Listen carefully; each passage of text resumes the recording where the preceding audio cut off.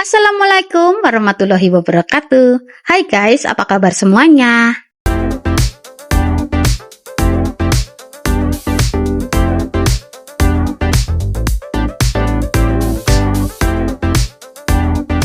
Balik lagi di channel aku, Ruth Fermiati, channel yang membahas kisah-kisah nyata dari dunia per-TKW dan per-TKI-an di seluruh penjuru dunia. Cerita nyata dari kalian wajib aku suarakan, karena suara kalian itu terlalu berharga guys untuk dibiarkan diam. Dan kali ini aku bakal bahas 3 kasus sekaligus dari negara-negara Arab. Karena ternyata banyak banget loh guys TKW di sana yang mengalami peristiwa-peristiwa tragis yang gak kalah miris dari negara lain. So nggak usah berlama-lama lagi ya guys, langsung kita bahas aja kasusnya. Check it out.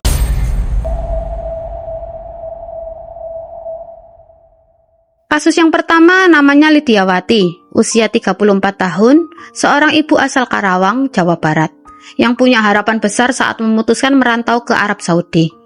Pada Agustus 2022, Lydia begitu ia disapa, berangkat meninggalkan tanah air demi bekerja sebagai asisten rumah tangga. Harapannya itu sederhana guys, ingin mengumpulkan pundi-pundi rupiah untuk masa depan anak dan keluarganya. Namun baru beberapa bulan bekerja di kota Damam, harapan itu berubah menjadi duka yang panjang. Lydia ternyata masih dalam masa pemulihan setelah operasi sesar. Ia baru melahirkan sebelum berangkat ke Arab Saudi ternyata guys. Tapi karena kebutuhan ekonomi yang mendesak, ia memaksakan diri untuk tetap berangkat. Dan sejak hari pertama bekerja, rasa nyeri dari bekas operasi itu terus menghantui, pelan-pelan sangat menyakitkan. Selama 4 bulan bekerja, Lydia menahan sakit, sambil menyapu, mencuci, dan membersihkan rumah majikan. Ia harus menahan rasa nyeri di perut yang makin hari makin parah. Ia sudah mencoba bicara baik-baik pada majikannya, meminta izin untuk pulang. Tapi permintaan itu ditolak mentah-mentah guys. Tahu nggak alasannya apa? Karena masa cicilan potongan gaji belum genap 6 bulan. Jadi saya terpaksa tetap bekerja sambil nahan sakit. Begitu kata Lydia dengan mata berkaca-kaca saat diwawancara media setibanya di Karawang. Hari-hari Lydia pun berubah menjadi siksaan fisik dan batin. Ia harus tetap bekerja, padahal tubuhnya hampir tidak kuat lagi. Di tengah putus asanya, Lydia teringat satu hal, program lapor Pak Kapolres yang pernah ia dengar di kampung halamannya. Dengan sisa tenaga dan harapan, Lydia akhirnya memberanikan diri menghubungi nomor layanan tersebut, itu langsung dari tempat ia bekerja guys, dari Arab Saudi. Bak Gayung bersambut, laporan itu direspon cepat. Pihak Polres Karawang langsung berkoordinasi dengan Bareskrim Polri dan Atase Kepolisian Indonesia di Arab Saudi. Tak lama kemudian, KBRI pun turun tangan. Lydia akhirnya mendapatkan perawatan medis yang layak sambil menunggu proses kepulangannya. Dan pada tanggal 15 Desember 2022, Lydia akhirnya bisa kembali ke tanah air. Ia pulang dalam keadaan selamat, meski masih harus menjalani pemulihan pasca sakit. Alhamdulillah saya bisa kembali ke Indonesia dengan selamat dan sekarang saya bisa berkumpul lagi sama keluarga, ungkap Lydia penuh haru. Kapolres Karawang, AKBP Aldi Subartono, membenarkan bahwa pihaknya menerima laporan dari Lydia langsung. Kami segera berkoordinasi dengan agen penyalur dan juga KBRI. Alhamdulillah semuanya diproses dengan lancar dan Bu Lydia kini sudah kembali ke keluarganya, ujar beliau. Nah, kita sambung langsung ke kasus yang kedua ya guys. Kasus yang kedua datang dari negara Eropa, atau lebih tepatnya dari seorang diplomat asal Yaman yang tinggal di Berlin, Jerman.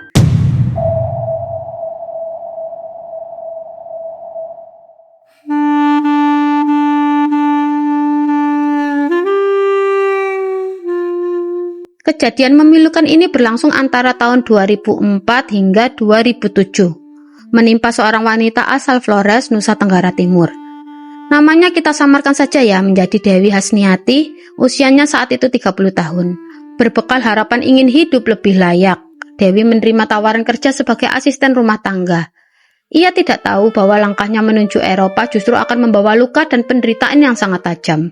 Setibanya di Berlin, Dewi hidup dalam situasi yang jauh dari kata layak. Alih-alih diperlakukan manusiawi, ia justru dipaksa bekerja 7 hari seminggu, siap siaga 24 jam, dan tidak diberi gaji sepeser pun. Setiap hari Dewi hanya diberi makan nasi dan tomat, itu pun dalam porsi sangat minim. Ia juga tidak diizinkan keluar rumah, bahkan hidupnya lebih mirip seperti tahanan dibanding pekerja. Lambat laun tubuh Dewi mulai melemah. Karena kekurangan gizi dan tekanan kerja berlebihan, ia pun akhirnya mengidap penyakit TBC. Perlahan, badan Dewi pun menjadi kurus kering. Namun ia tetap dipaksa bekerja tanpa belas kasihan. Selama 29 bulan bekerja untuk sang diplomat Yaman, Dewi tidak pernah menerima haknya. Tidak ada hari libur, tidak ada upah, tidak ada penghargaan atas kerja kerasnya. Hingga akhirnya Dewi memberanikan diri mencari bantuan. Ia melapor ke sebuah lembaga perlindungan perempuan di Berlin bernama Ban Ying. Di sana Dewi menceritakan seluruh penderitaannya hingga kasus ini mencuat ke publik dan menjadi sorotan internasional. Pihak Ban Ying langsung turun tangan. Mereka menuntut agar kedutaan Yaman di Berlin membayarkan gaji Dewi di Jerman. Dan setelah proses panjang, akhirnya perjuangan itu membuahkan hasil. Pihak kedutaan besar Yaman setuju membayar upah minimum Dewi sebesar 21.000 euro atau sekitar 285 juta rupiah guys. Namun yang lebih menyakitkannya ya guys, uang itu bukan bentuk ganti rugi loh.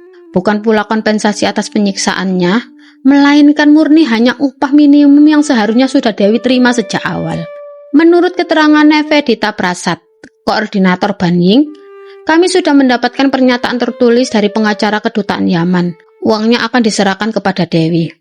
Dewi ini ya guys, bekerja dari November 2004 hingga Mei 2007 dengan upah minimum sekitar 750 euro per bulan. Jumlahnya yang baru akan diberikan setelah kasus ini terbongkar. Sayangnya proses hukum tidak bisa dilanjutkan ya guys. Tahu nggak karena apa? Karena sang diplomat Yaman itu memiliki kekebalan diplomatik, sehingga tidak bisa diadili secara hukum di Jerman.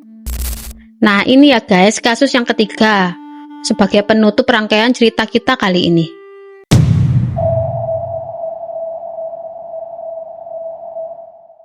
Kisah tragis ini dialami oleh seorang TKW muda asal Nusa Tenggara Timur bernama Andi Darmawati, warga desa Marapokot, Kabupaten Nagekeo. Andi Darmawati berangkat ke Arab Saudi tanpa sepengetahuan keluarganya. Menurut pengakuan sang ayah, yaitu Andi Lukman, saat itu keluarga sedang menghadiri pesta di luar kampung. Tanpa pamit, Darmawati meninggalkan rumah dan baru sebulan kemudian mereka mendapat kabar bahwa anak mereka sudah berada di luar negeri. Sang ayah pun curiga bahwa Darmawati adalah korban perdagangan manusia. Selama 9 bulan bekerja di Arab, penderitaan demi penderitaan dialami Darmawati. Ia disiksa oleh anak majikannya, ditendang, dipukul, bahkan sampai diancam akan dipotong lidahnya jika berani membuka suara.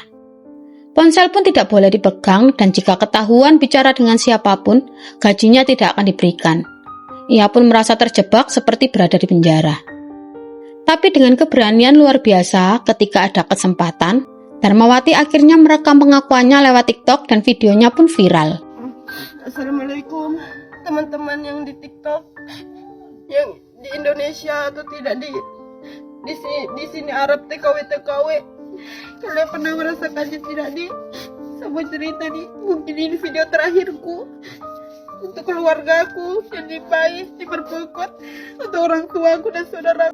Dalam video tersebut, ia bahkan sempat berpamitan kepada orang tuanya loh, seolah merasa hidupnya itu tidak akan lama lagi. Mama, Bapak, kalau tidak ada kabarku lagi, ikhlaskan anakmu ini ya.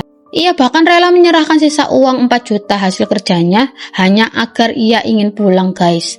Tapi majikannya malah meminta seluruh uang yang pernah dibayarkan dan tetap menolak kebebasannya. Sementara itu pihak keluarga panik. Andi Lukman melaporkan kejadian ini ke pihak berwenang, termasuk ke Dubes Arab Saudi dan Pemkat setempat. Polisi mulai menyelidiki dan mereka hanya bisa berharap Darmawati bisa selamat dan segera dipulangkan.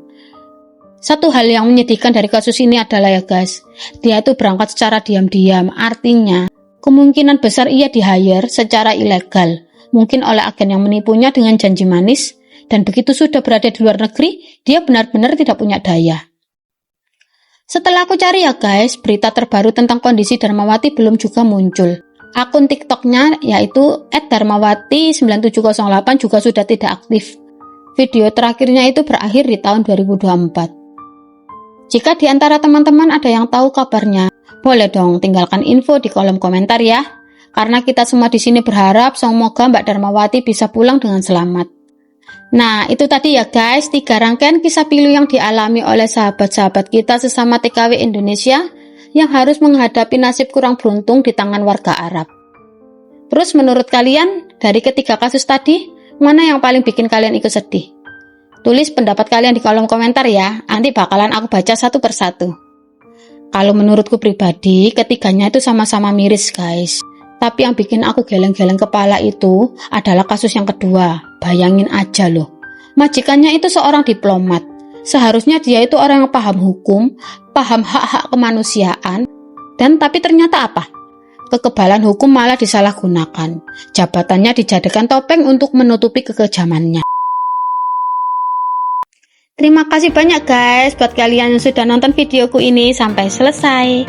Semoga dari cerita-cerita tadi kita semua bisa mengambil hikmah, nggak cuma jadi penonton tapi juga ikut merenung. Dan jika kalian suka dengan videoku ini, bantu ya guys channel aku untuk terus berkembang. Sekarang ini kita lagi dalam perjalanan menuju 500 subscriber, dan dukungan dari kalian itu benar-benar sangat berarti buat aku. Jangan lupa untuk like, share, dan subscribe biar semakin banyak suara para TKW dan TKI yang bisa kita angkat bersama. Akhir kata, wassalamualaikum warahmatullahi wabarakatuh.